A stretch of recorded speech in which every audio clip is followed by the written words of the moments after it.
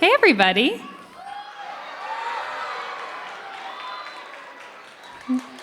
Good morning. How y'all doing? Yeah, pretty good? Pretty good. Welcome to Teens Read, the 2025 National Book Awards. I'm Natalie Green, Director of Programs and Partnerships at the National Book Foundation. I have the coolest job. I get to travel around the country, connecting readers of all ages with books and writers, and celebrating the power of storytelling. At the National Book Foundation, we present the National Book Awards each year. We get to recognize the best books in fiction, nonfiction, poetry, translated literature, and young people's literature. A panel of 5 judges read and review all of the books submitted in their category.